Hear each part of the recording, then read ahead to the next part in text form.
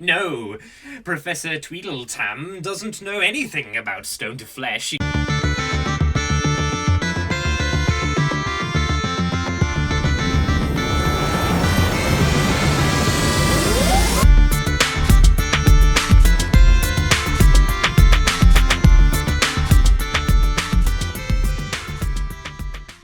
Hello, and welcome back to House of Bards. This is, I want to say, like a week, maybe a week and a half from our last episode. Yeah. I don't know how long it's going to take me to edit this, but definitely we're recording on the Friday of the week after the last time we recorded, so Yeah. you know, it's good. We're trying to get back into a reasonable schedule. Yeah. So you may remember then, it being one hopes recent, that at the end of last episode, which was about getting started role-playing on a budget, Beth suggested that we talk about when you're a new DM and you're wanting to make up your own scenarios, the first one that you come up with, really, that we should talk about, you know, how to do that. And I thought that's a very good idea, and yeah, that should be our next episode, because you know that's kind of one of the daunting things about the whole experience is you're like, well, how do I actually get started, especially if I'm in what is ostensibly the organizing position. Yeah. So I guess we could talk about our own first scenarios, like that we did in our campaigns, and then I think first it's a good idea to define what is a scenario in terms of Dungeons and Dragons. I mean, I guess, yeah. Yeah, like just from what the exact thing we're talking about, because we're not talking about a campaign here, which is ideally a bunch of scenarios strewn together. Well, I mean, ideally a campaign like doesn't show its seams.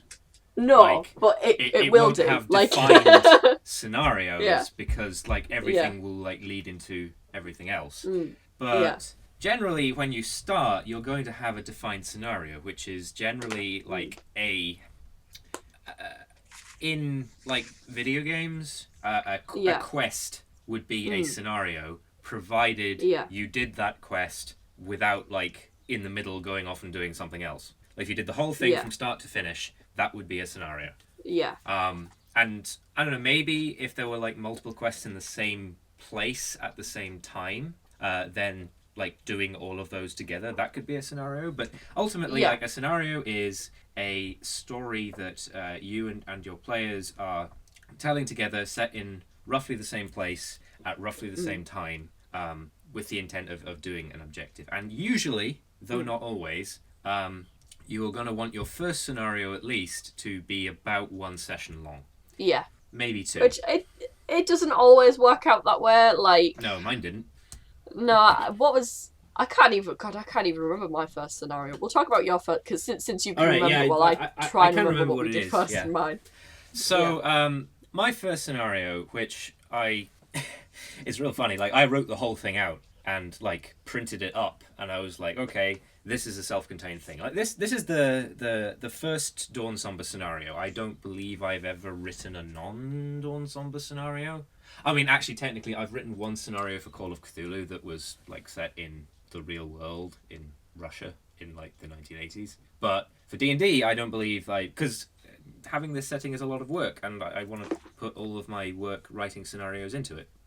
But originally, there was no Dawn Somber, there was just this scenario. And this scenario was called the... what was it called? Prison of Pit Splinter, wasn't it? Prison of Pit Splinter is chronologically the first scenario in the campaign, but it's not the first one I made.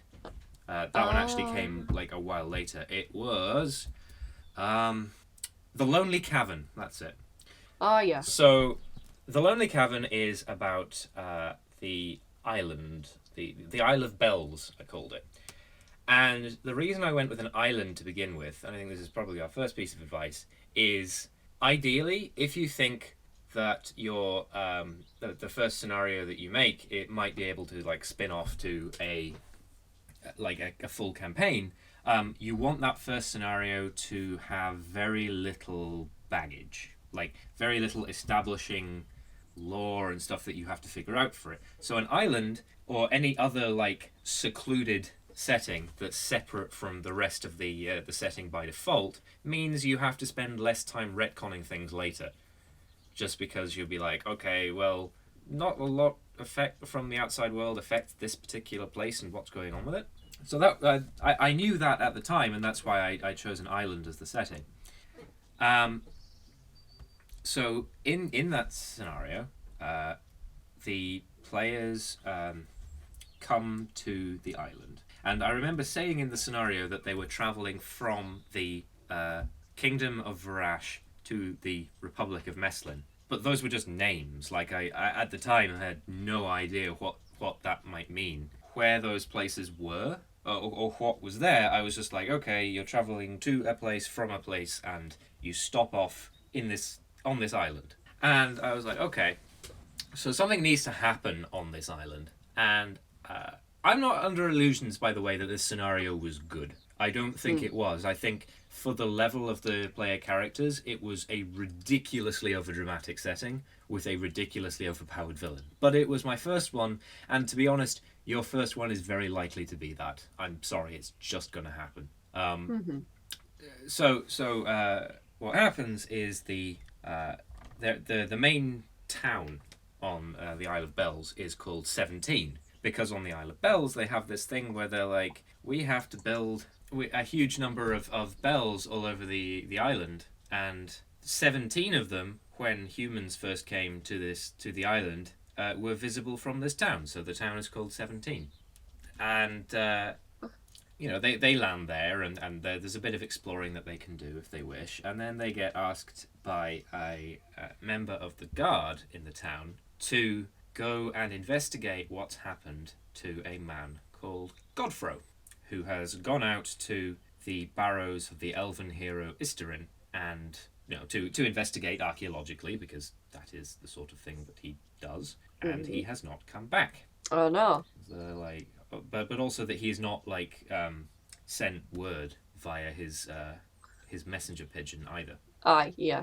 So they're like, we're concerned about what's happened to Godfrow, and if you could go and investigate, we'd be very, very pleased. So the party go to investigate, and there's like an interim bit where they can encounter a bear if they wish, because I thought, pad it out a little bit. And when they get to the barrow, they find this little hut that Godfrow was living in, with his bird still in its cage, and it's like, Godfrow's not here, and he evidently hasn't been here for a number of days. Mm-hmm. So naturally, the next investigatory step is to go inside the barrow, and inside they find the corpses of Isterin and her shield bearer Ardskull, who I would later make repeatedly turn up in the lore elsewhere, and also Godfrow, who is being having his actions controlled by his clothing, which has turned into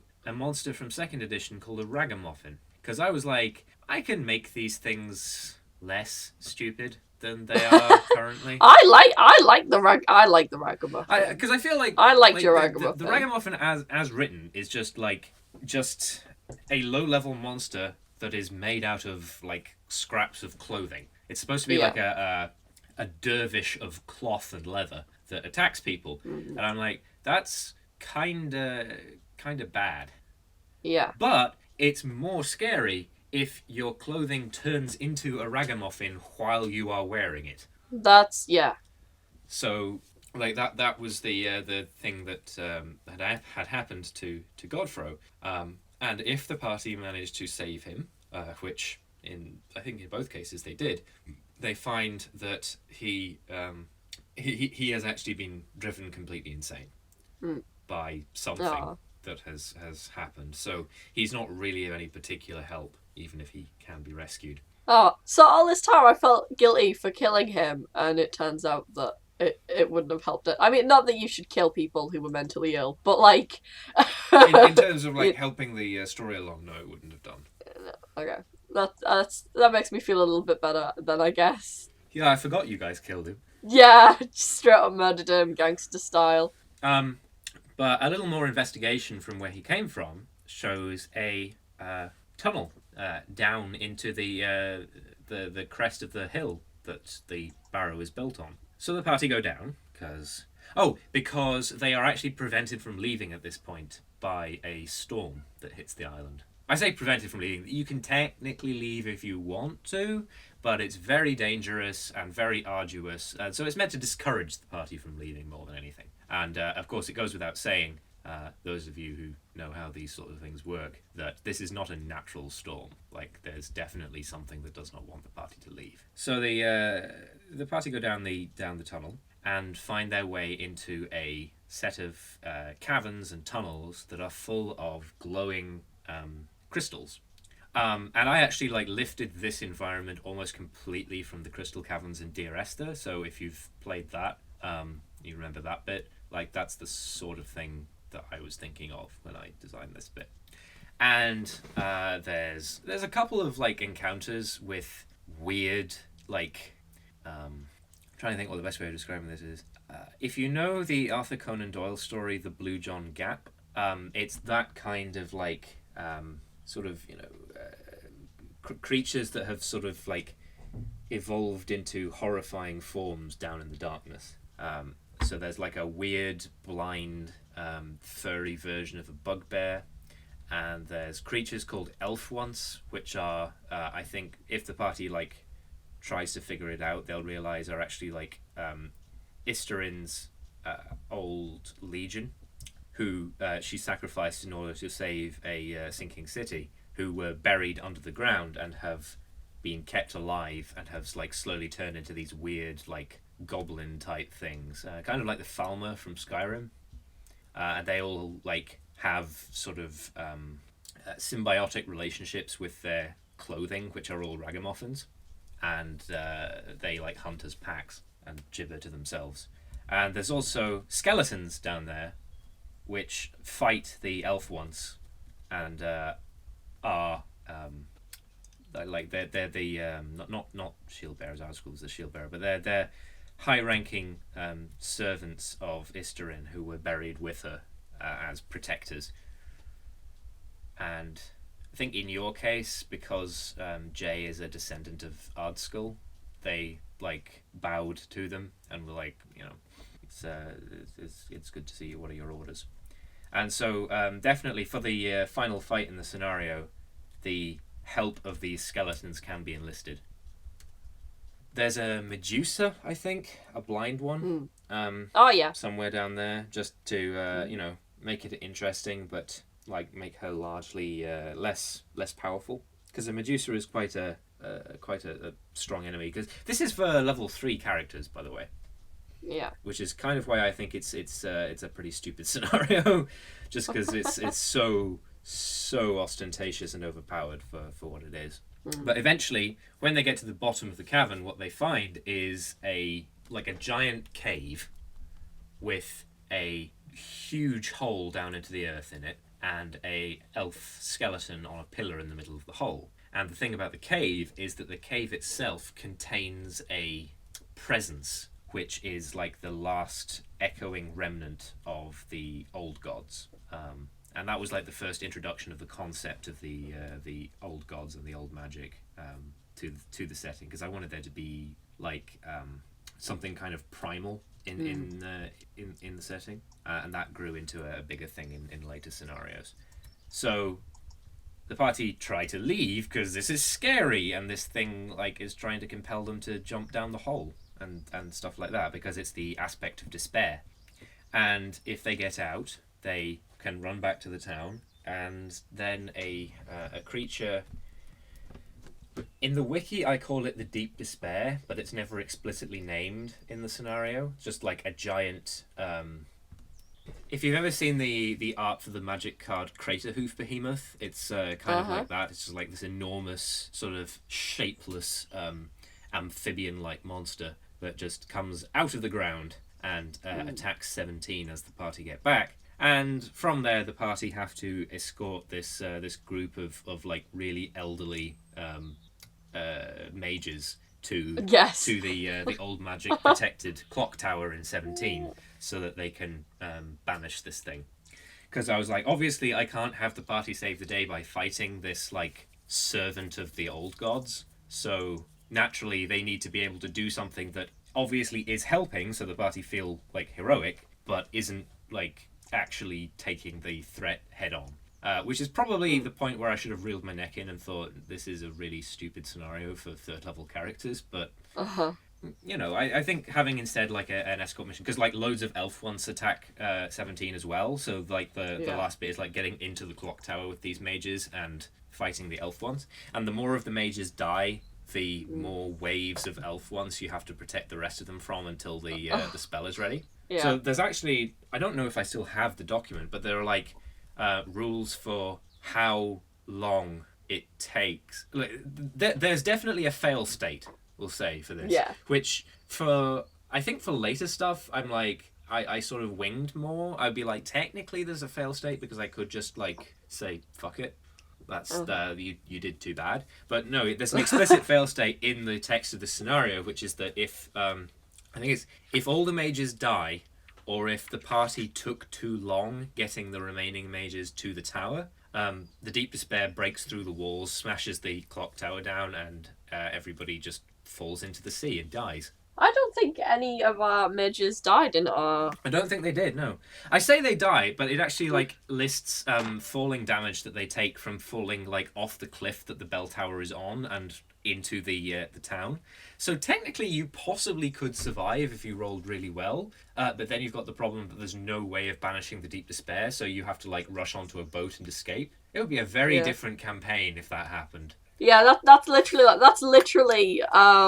in a weird roundabout way, it's the start of Mass Effect 3. It kind of is. Where Earth just gets destroyed, and then you basically have to go around, no, you don't understand, there's a horrible monster coming, and I need to, like, unify you all to fight against it. Why aren't you listening to me? It's funny, because, like, later in the campaign, you get this point where, when you're in Meslin, you find that there are refugees from both Varash and the Elven Empire coming. And it would be funny if, like, there were a scenario where, like, first there were just loads of refugees coming from like the destroyed Isle of Bells. Yeah, I think there's an AU fanfic in there somewhere. There's an AU scenario. Oh, definitely. Like it would be cool if there were like an AU where like everything went wrong. You could even do it just like because later on I made The Prison of Pit Splinter, which I think is a much better starting scenario. Yeah. And I could have made it that just the Prison of Pit Splinter blew up, and all the people who were supposed to be the protagonists just died and never existed. And then it could be like I forget which Batman world it is, and I imagine it probably doesn't matter because I think since this story it's probably been rebooted a bunch of times. But like the one where there aren't any like heroes, like there aren't any superheroes, but also there's like no Robin Hood or anything like that. I don't remember. No. I just remember that like being a plot that Batman gets taken to this world to like try and prevent his parents' death in it, and at one point Robin tries to stop him because he was like, no, if you do that there won't ever be a Batman and lots of people will die and get robbed and shit. Yeah. But there's definitely probably been a story like that. But it turns out that like the young Bruce Wayne seeing his parents being saved by World 1 Batman turns into Batman anyway because he's inspired by that, so it all works out in the end. That's all worked out, yeah. But yeah, it could be like that, and then just like everything goes wrong. Or like Turn Left. Turn Left, that's my favorite. That is my favorite episode of Doctor Who. It's a pretty good episode, yeah. Yeah. Just because I guess I'm super into the idea of like fiction where everything's the same but everything went wrong.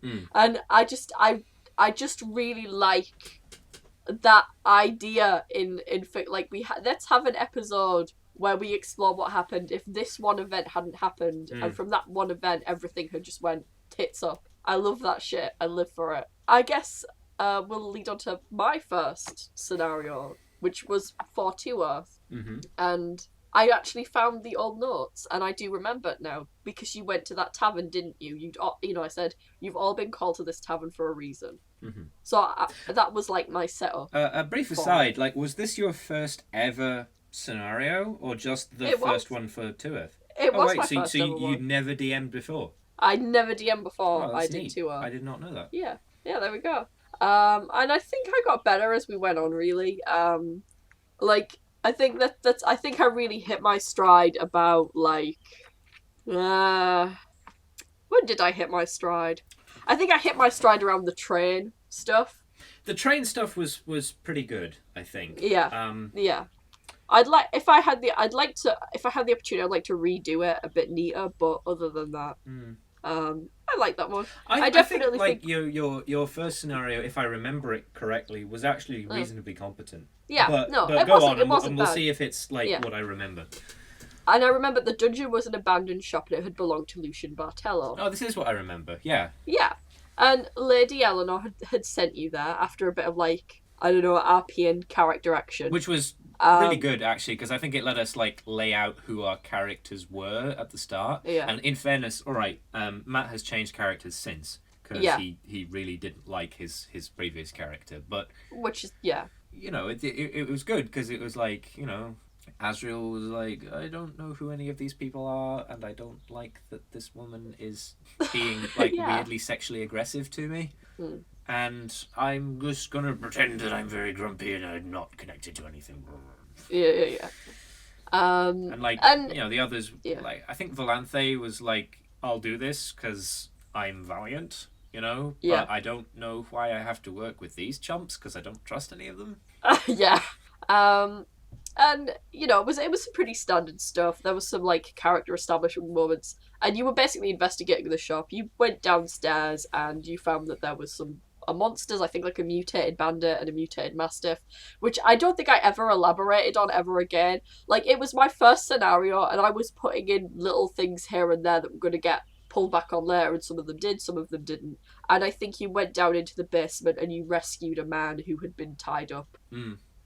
Now, am I remembering this wrong, or did the dogs and the man have like no faces, like the that's true, no face. like no face. The ash ghouls from Morrowind, where they just have like the whole eye section is just scooped out of their head. Yeah, pretty much. Yeah, just like all like I think I described it like, you remember that one episode of Doctor Who set in the 1950s where the like that. Oh, okay, that's different, but yeah. Yeah. Okay.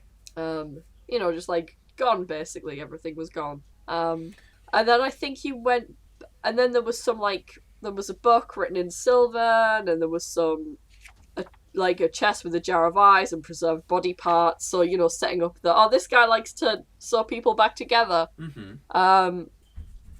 Yeah. And then I think I just set up some stuff with this and that and stuff, and you know, it was a pretty bit like a basic setup as far as things go, like leading on to we have to kill this guy, he's a bad dude. And then basically this was just me saying, okay, well I need to get everyone up to a certain level before they can like fight the like Frankenstein monster, before they can do this and that, which basically just led on to a bunch of other really weird scenarios. There was like a thing on a train, there was a detour in the Feywild, yeah, that kind of shit basically.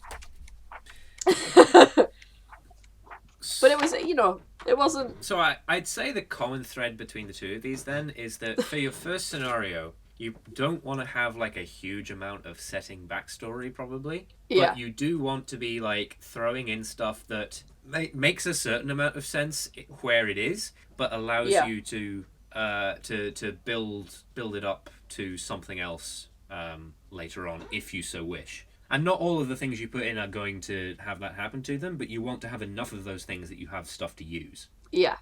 Like, when I came to write my second scenario, I was like, okay, so the party were travelling to Tarn, the capital of Mestlin. What's that? Like, what's that like?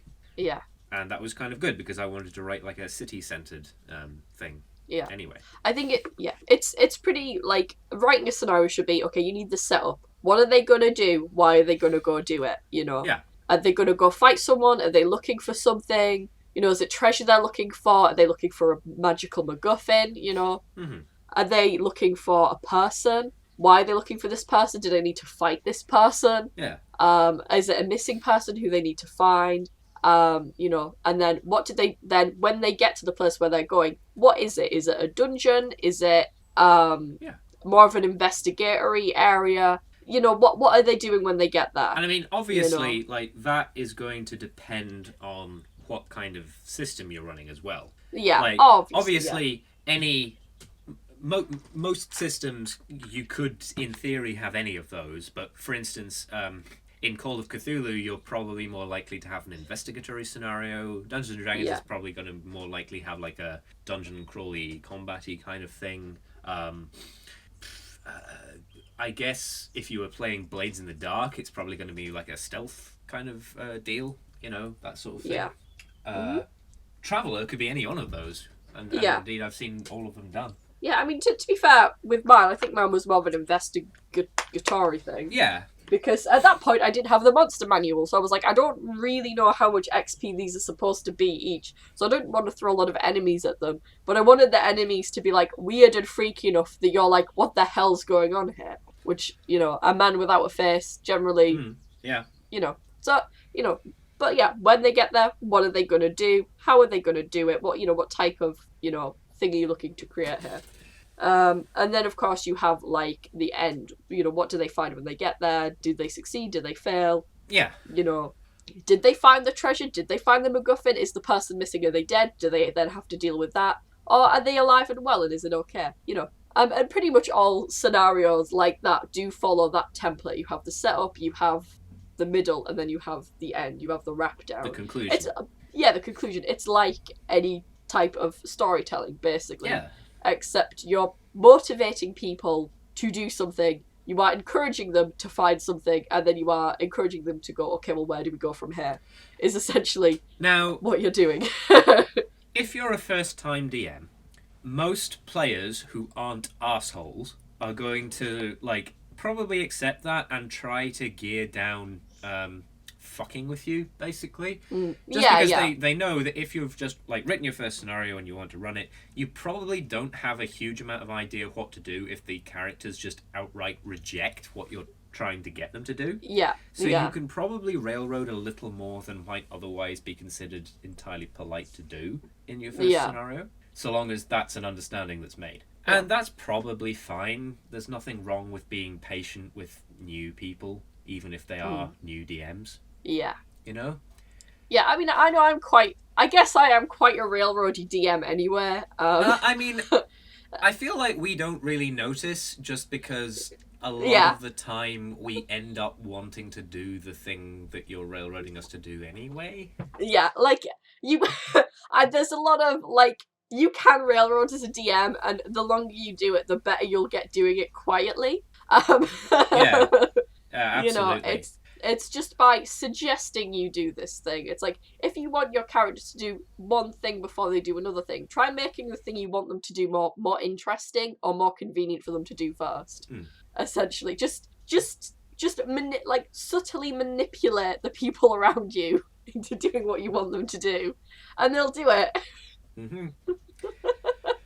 I mean, that advice, that's, I don't know if that's good advice in real life, but there you go.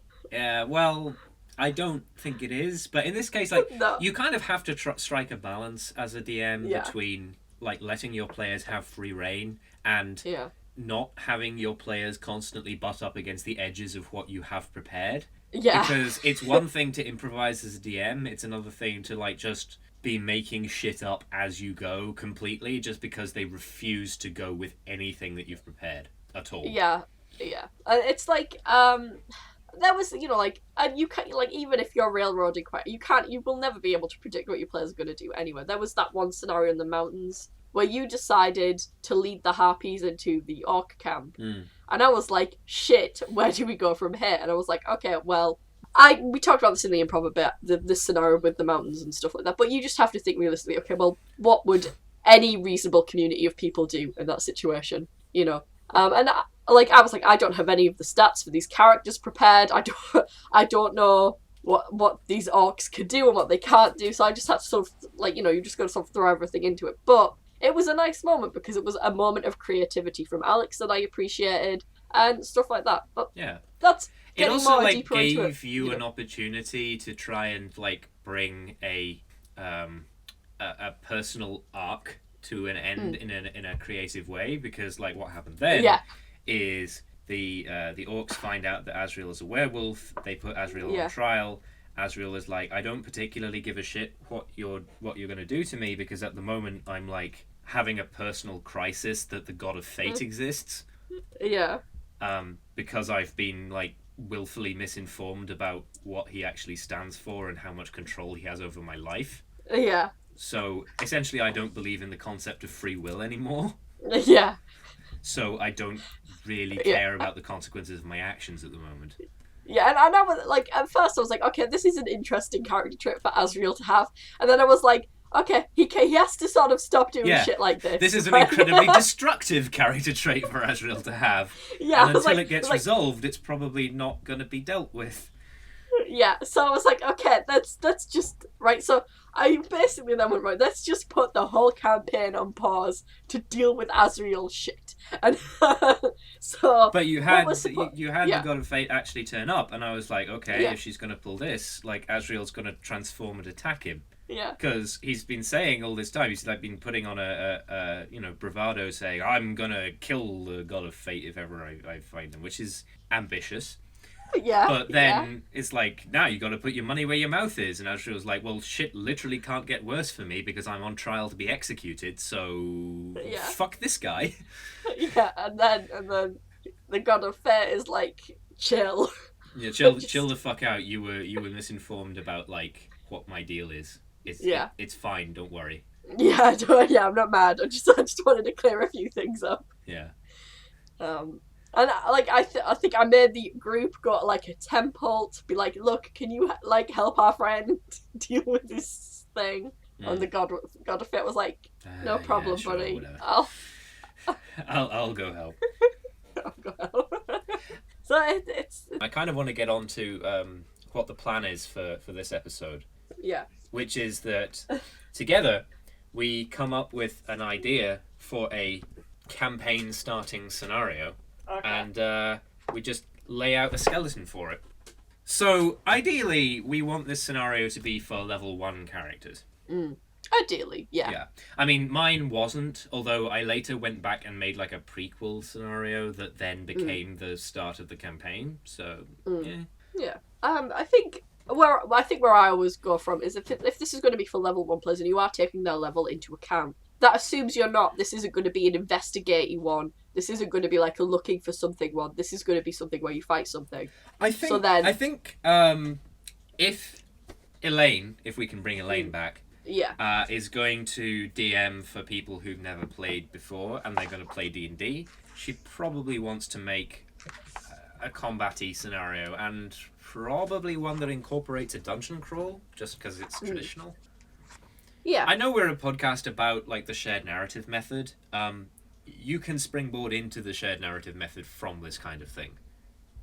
There's nothing particularly... Now, I should mention something you can do, and I've seen a couple of people in the tabletop role-playing sphere mention this, including Spoonie of Countermonkey fame, amongst other things, mention this, is you can take a pre-made scenario and then run that as the, like, starting point for your campaign. Yeah, absolutely. But we're a podcast about creativity, and also I don't know how I would do that. So yeah, I mean, I'd like to point out right now. We've talked about the Adventure Zone on the previous podcast. Here There Be Goblins. That whole first like arc scenario thing. That is a pre-made scenario. I'm not sure which one it's pre-made from, but it is pre-made. We actually haven't. We talked about other MacLeod stuff, but we didn't talk about the Adventure Zone. Right, okay. Well, in the Adventure Zone, Here There Be Goblins, that's all a pre-made scenario, and he links it in with the other stuff pretty easily. Like, if you can find a plot hook to link it into your campaign with a pre-made scenario, that's good enough. You know, that's fine. There's nothing wrong with... Store-bought is fine. That's fine. Yeah. If you can't come up with your own scenario, store-bought is fine. Store-bought is fine. Now, excuse the noises, because I am just looking through something. You probably, before you start, want to, see what resources are available to you. And this is where it can be helpful to have all the books. Yeah. Because I personally, whenever I'm inventing a scenario, I like to look through the monster manual first, just to sort of see what I could kind of throw at my players. Like, if you're like your players are level 1, generally they can handle anything up to. Hopefully there's 4 of them. They can handle anything under a challenge rating 1 up to a challenge rating 2. Yeah. But a challenge rating 2 thing is going to be something a bit more challenging. A challenge it's rating going to require 2 thing is probably going to be your boss. You can run a challenge rating 3 thing as a boss, provided you have like some cheesy way of killing it or defeating it other ways. But this can be where the Dungeon Master's Guide is helpful, because the Dungeon Master's Guide actually has a list of all monsters in the monster manual sorted by challenge rating and by environment in the back of it. Oh! I found one that I like. I think that could be our boss for this scenario, the basilisk. I think. Yeah, that makes sense. Because I've never used a basilisk. I've always wanted to use one, but it's a bit too weak for you guys to fight now. But what was I going to say? Oh yeah, if you don't have the Dungeon Master's Guide, you can also use. I've recommended this resource on the podcast before. Donjon.bin. Which actually has a tool that will allow you to look up monsters based on challenge rating, environment, tags, type, whether it's from the monster manual or a later book, and a couple of other things, I think. So it's really, really helpful. In fact, I would say actually that aside from the convenience of like grabbing the book if it's near you and just looking in the back, it's probably actually more convenient than the lists in the back of the Dungeon Master's Guide. Although it does use them.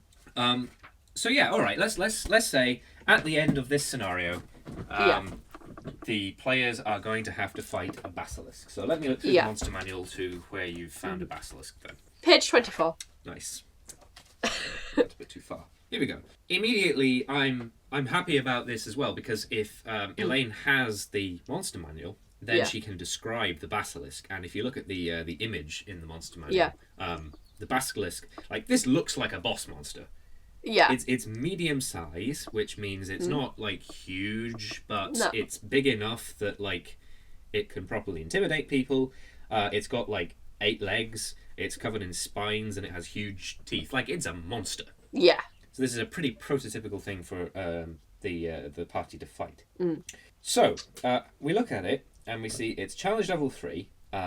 It has 8d8 plus 16 hit points, which averages out to 52.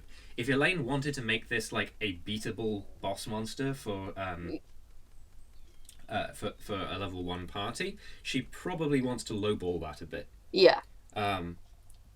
Maybe roll the hit dice a couple of times and then pick a low amount. Yeah. It also has an ability called Petrifying Gaze. If a creature starts its turn within 30 feet of the basilisk and the two of them can see each other, the basilisk can force the creature to make a DC 12 Constitution saving throw if the basilisk isn't incapacitated. On a failed save, the creature magically begins to turn to stone and is restrained. It must repeat the saving throw at the end of its next turn. On a success, the effect ends. On a failure, the creature is petrified until freed by the Greater Restoration spell or other magic. A creature that isn't surprised can avert its eyes to avoid the saving throw at the start of its turn. If it does so, it can't see the basilisk until the start of its next turn, when it can avert its eyes again. If it looks at the basilisk in the meantime, it must immediately make the save. If the basilisk sees its reflection within 30 feet of it in bright light, it mistakes itself for a rival and targets itself with its gaze. So I'm thinking that with that ability in mind, possibly, if the players know in this scenario that they're going to fight a basilisk, that some of the scenario should be devoted to obtaining equipment for fighting the basilisk. Yeah. I think, I'm immediately thinking Hall of Mirrors. I think mirrors definitely should be involved. I think the setting for this scenario should be an abandoned theme park. The basilisk has cleared out. The basilisk has been released into this like sort of temporary, fair area, and a thing to do would be to lure the basilisk into the Hall of Mirrors. Surely. I like where you're going with that, I think. Yeah. But I feel like a Hall of Mirrors is too on the nose. It's kind of handing it to the players too easily. I think the idea that there should be a way to cheese the basilisk, and it should require the players to be like a little bit creative. I think I do also like the idea of the basilisk having driven people out of an area and like have turned some of them to stone, so you get kind of like this sort of like horrifying like garden of statues of people who've been petrified. Oh, absolutely, you know. absolutely, yeah. And I think it should be like a town or something that the players need to travel to or have been traveling to. I have an idea though of how we could maybe take this in a different direction, and I'm just looking through to see if it's possible, because the monster that I want to use, I can't actually remember what challenge rating it is. Are we looking for something reflective? No, actually. Well, sort of. Here we go. Oozes. Gelatinous cube. Yeah. This is a challenge rating 2 monster, which means that it's a good like mini boss, I think. Yeah, So, I think, yeah. And the thing about gelatinous cubes is I don't know that it's actually mentioned anywhere here. But the way that I've always had DMs play it, the way I play it myself, is that when gelatinous cubes live in areas where the environment is composed mostly of metal or stone or I guess like hard organic material like coral, over time the movement of the gelatinous cube and other kind of oozes, but those tend to like leave residue. The movement of the cube smooths out the floor and the walls and makes them smooth and shiny, and in the case of some materials, reflective. So I like where you're going with what this. we could have is we could have like a Chekhov's gun scenario where early on we introduce the concept of a part of the environment that has been rendered smooth and reflective to the players, and then make them fight this gelatinous cube. And then later, when they fight a basilisk, they could be like, oh, we need something reflective. We can lure it into this room with all of the reflective like floors and walls and whatnot. I think a good way, like, because they may just start swinging at this basilisk, as Mike, and I want to kind of maybe give the basilisk armor of some sort, like a little armor outfit, and they have to run away from the basilisk a bit. Like, I want a bit of like a chase scenario if they need to get it to this reflective room. I want them to be able to set that up pretty easily. You know, it should be implied that this is something that you are allowed to do. Oh, yeah, to definitely. lure this basilisk where you need it to be. Because new players often run into, like, the problem where they worry that it's not allowed to, like, cheese bosses this way. Yeah. So, something that I think a lot of games are very good at is explaining the concept of a threat to a player before the player has to explicitly deal with that threat. There's a very good episode of Aaron Hansen's Sequelitis about Mega Man X about this. And you can also notice it in Shovel Knight, which is one of my favorite games, that a lot of the times the enemies that you encounter, you will be able to see what they do and why they're dangerous before you ever have to interact with them. So I feel like maybe like a scene where the players can see the basilisk, but the basilisk can't see the players, and the players like watch the basilisk like turn somebody to stone or some shit. Yeah. Like that might be helpful. Absolutely, yeah. Like and I know what you mean. They walk it, they're hidden from them, like they're hidden from the basilisk's view somehow, and they see like a bunch of people run by like screaming in terror, but before they could go out and help them, the basilisk just goes and turns them all into stone, and then like storms off somewhere. Yeah, something of that sort. Yeah, something like that. So we've already got like 2 encounters because we want the gelatinous cube and we want the basilisk, and absolutely. But we also want people to be here. Absolutely, yeah. So I'm trying to think, like, what... I feel like maybe this environment should be like a castle or a fort of some sort, because that gives us... a wizarding school, just to get the obligatory Harry Potter reference in there. That actually works quite well, yeah. A tower of wizards, yes. Because that gives you, like, free reign to be like, yeah, there's a whole load of weird shit here for no particular reason, because wizards like to experiment. Yeah. So the gelatinous cube is in like a room where they've been like, I don't know, throwing stuff in it to see like what reaction they get from the gelatinous cube. Yeah, and then when the basilisk came by and turned everyone to stone because it had no keepers, the gelatinous cube got out. Yeah, and it is like, I don't know, terrorizing the, I don't know, like the menagerie or whatever, and has just been like eating all of that. It got into the owlery. It's eating all the owls. And the best thing about that is that wizards, in a lot of settings, Yeah. tend to be ostentatious with their architecture. Because, of course, they Yeah. can make things with magic. So we can say Yeah. that the wizard school is primarily, like a lot of its rooms have Yeah. marble linings. Yes. So we can introduce... exactly what I was going to say, yeah. We initially introduce the concept of marble, and then when they get to the room with the gelatinous cube, we introduce the concept of marble is reflective when it's acid cleaned Yeah. in this room. They kill the gelatinous cube, then later we introduce the concept of the basilisk, and they're like, oh wait, there's a reflective room we could fight it in. Yeah. So what we definitely want is that for a challenge, we want all of this material to be available to the players, but we don't necessarily want to, like, 100% like hold their hand all the way through. No, we want it to be possible for them to figure it out, but we don't necessarily want it to be like, oh, you can only fight the basilisk in the mirror room, and we're going to railroad you to that room so that you can do it properly. Yeah. Because that's not a fun scenario. And also, it doesn't actually, like, show the players that they're allowed to be creative, which is the ultimate end goal of what we're trying to do here. Yeah, absolutely. Okay, so... Well, I think we need to give them other options to defeat the basilisk then. I think they need to be able to find a room where there are heavy objects that can be dropped from a height. Yeah. I think there should definitely be a ballroom with a chandelier that's precariously balanced that they could lead the basilisk into if they so desired. Maybe. Yeah, you know, they need but to... I think as long as we, like, add enough furniture to the room, Absolutely. to like the actual setting, then any alternate answer that is sufficiently well thought out, Elaine would probably just be allowed to accept. Yeah. If they come up with, Absolutely, during a description we've heard that there was a chandelier, if we can drop that on the basilisk's head, then, you know, maybe we can kill it, kind of thing. I think also we want to be able to add help for if the group insist on taking the basilisk head on. Like some sort of assistance for that.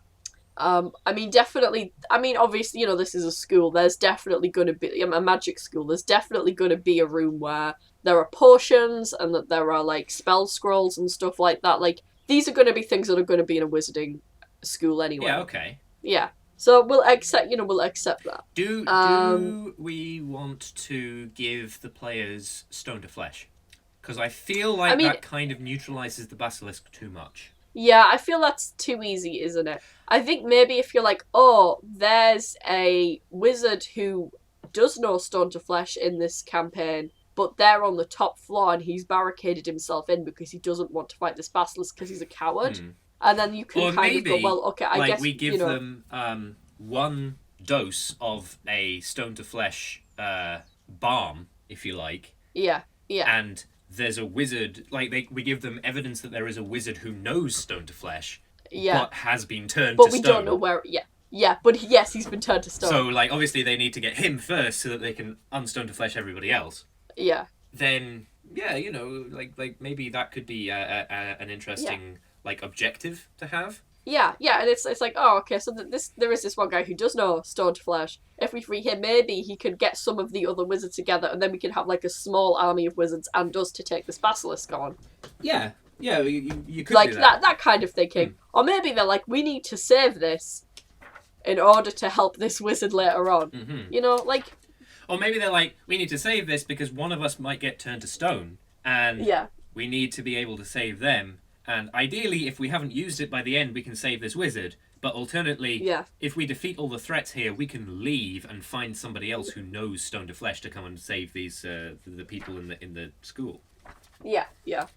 I mean, you know, I feel Ofsted's going to come along eventually. And well, I was thinking that maybe that's the reason why the players get sent to the school in the first place, is that, like... They're Ofsted. Well, I don't know that they're Ofsted, but rather that, like... The school has something that I did in a scenario called the Fortress of Carve Hill, is that I made it that the reason why... Well, actually, this was not the reason why the party was sent there. Like, the party were actually part of the reason why this happened. But something you can do is, communicatorily, the location has gone dark. Like, it hasn't responded to a message that was sent to it or something of that sort. Probably, like, multiple messages, to be honest, before people get worried. So definitely that sort of thing. So we could actually maybe make it so that like what kind of resources would a wizard school need to still import? Because they could probably just like magic up food and stuff. I suppose you could argue that they have. Oh, what if it's half term and none of the students have actually come home? Oh yeah. And what's more, the wagon train or whatever that was sent to go and fetch them hasn't come back either. Yeah. Which means that all of the parents in like the surrounding towns are worried because they're like, the students not coming home is bad enough, but we're pretty sure there's something dangerous out there if the wagon train hasn't come back. Yeah. Oh man, and I feel there's like this cool bit where like they're like the players arrive on a wagon train as well, and they see the wagon train before and it's like completely off the rails, and it's just got like all of these like basilisk-sized holes in and stuff like that, and there's like loads of like stone people on board it and stuff like that. I feel like it might be like oh, better shit. if like they get there and the wagon train is fine, except all of the like horses and handlers have been turned to stone. Yeah. And it's like, Yeah. oh, that's bad. Because that immediately tells you, oh, something bad has happened here. Yeah, yeah, and you're like, oh shit. And I think as well, they're like, okay, so are we fighting cockatrices? Are we fighting this? Are we fighting that? Assuming that they know anything about it. Yeah, or we have someone go, oh shit, there's a Medusa around or something like that. So we go, no, that's too high level or whatever. You know, it's like, and there's like a bit. But they'd be like, oh, it might be though. We have to be careful. Yeah. All right. So I think yeah. What else are we gonna? Oh, because a cockatrice is like half level, so it might be a cockatrice. Yeah. Who knows? Yeah. What else are we gonna make them fight? Or at least put in there for them to fight. I quite like the idea of animated armor, to be honest with you, just because definitely. I like animated armor. I like animated armor too, and it's challenge rating 1, and it fits the setting because like it's actually, I love the idea of the first thing that the players have to fight is like the security system for the school, which thinks that they're breaking in. Yeah. Because they technically are. Yeah, lots of flying swords and anything else that I think they'd use as like a security system. Well, hold on, I think a there's flying sword is actually like an actual like thing to fight though. Yeah, I know. I know, but it's like half challenge rating. It's not on the list for half challenge rating, is it? Oh, it's quarter challenge rating. So you could have 4 of them. Yeah. 4 flying swords. Nice. Yeah. I think there's definitely traps and stuff like that. If this is a magic school, they've left the traps on and stuff like that. And I think there's definitely like a moment of rest when they meet some students who've been hiding out in the school, using spells or whatever. Yeah. Well, maybe students, but maybe I was just thinking. Where are they? I was thinking like methods, maybe. Maybe because like you'd think a wizard school probably would have methods, just because they like use them for stuff like methods or like imps or something. Yeah. All right. Methods are capricious imp-like creatures native to the elemental planes. They come in 6 varieties, but they don't tend to know common, which is unfortunate. I was thinking like maybe imps or something. Like definitely some sort of capricious entity that if the party chose to like try and induce it to give them information might eventually tell them what was going on.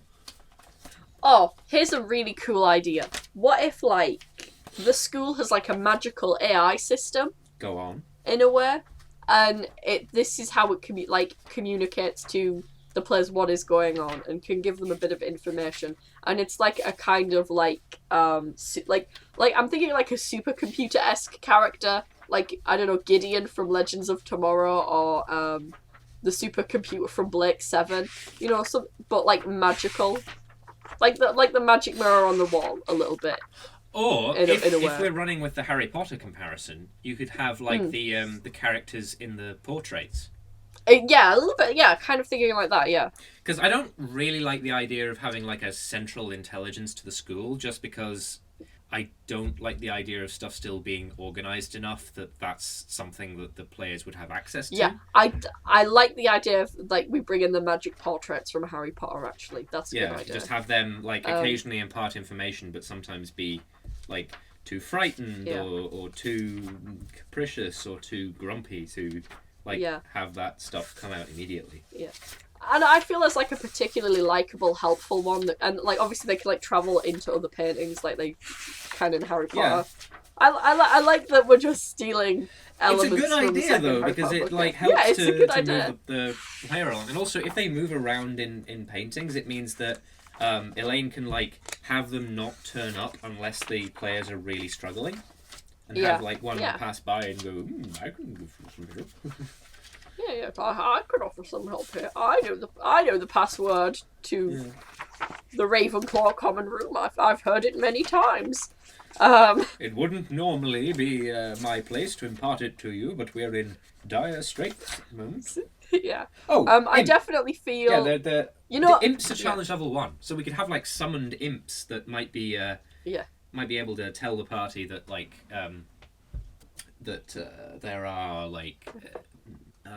There's a basilisk like in the school. You know what I'm thinking? You remember in Harry Potter there were those like monster books that like. Yeah. I think I know where you're going with this. Go on.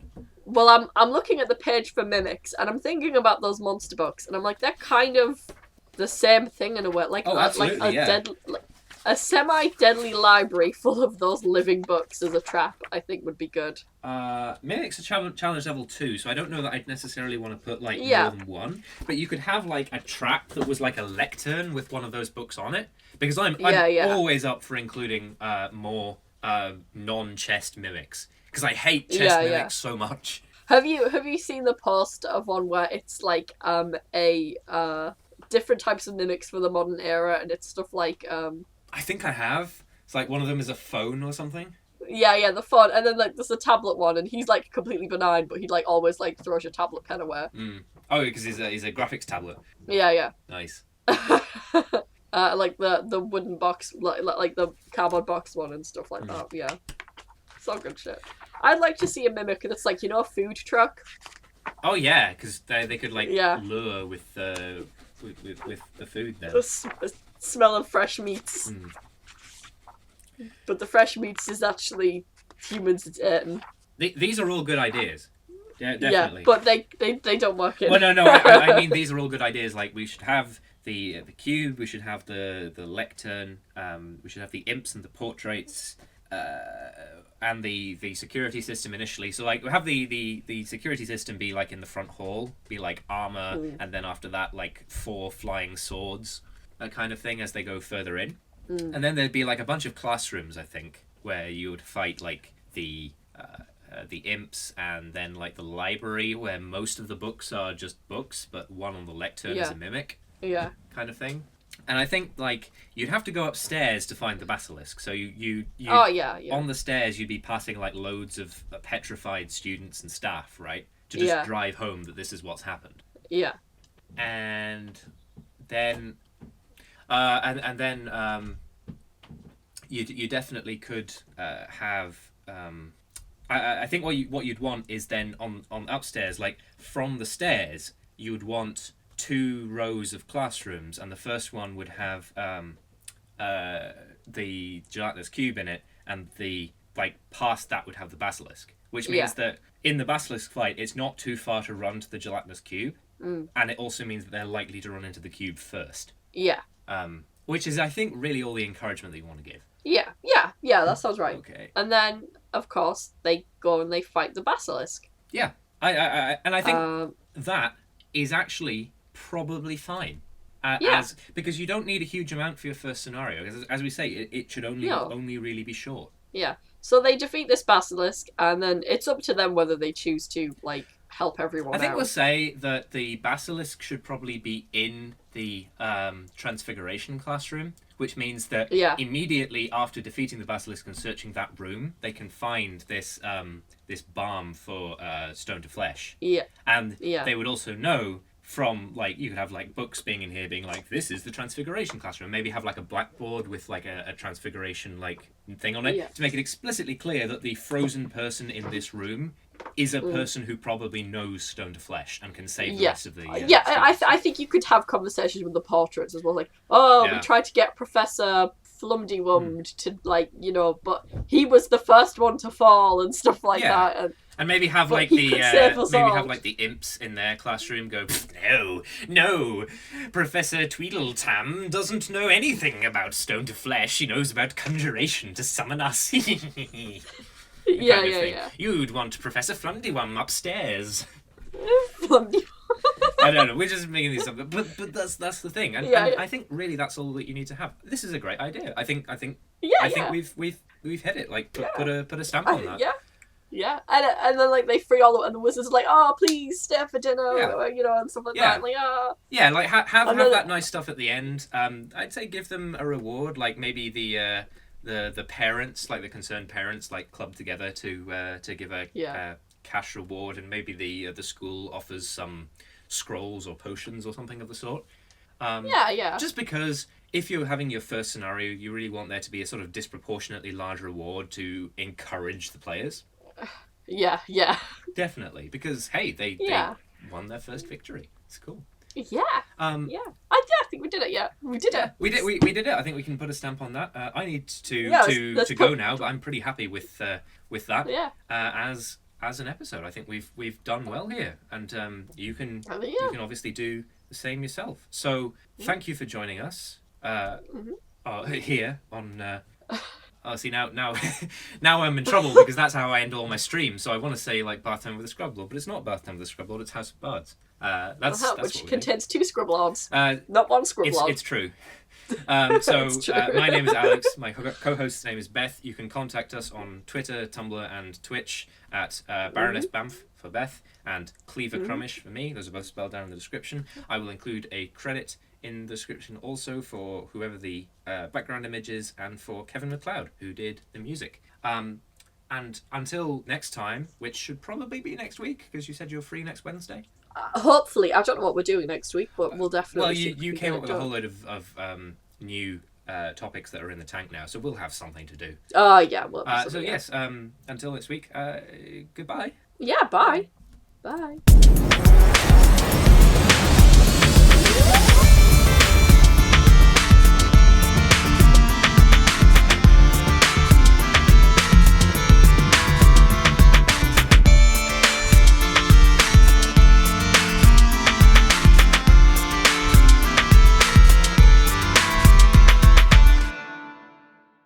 I should see if my mum still has the story that she wrote when she did creative writing like a couple of years ago. That she wrote about the gunpowder plot succeeding. Oh god! Because like after that, like everything changes. Yeah, because you just it's stuff like God, what did I read once? But it was something where this one event in American history had turned out differently, and then it had completely changed America as we know it today. And instead of being the Allies in World War II, they were with like the Axis and stuff like that. Not like as like just like, oh no, we're on, just like all the shit that went wrong. I like fiction. I don't know why I like fiction like that, because it's like horrible, but I guess it's just like, oh yeah, you can really see how things can go tits up really easily, I guess. Yeah. And now, but I don't really need that fiction nowadays, because we live in young adult dystopia anyway, so it's fine. Yeah. It's fine.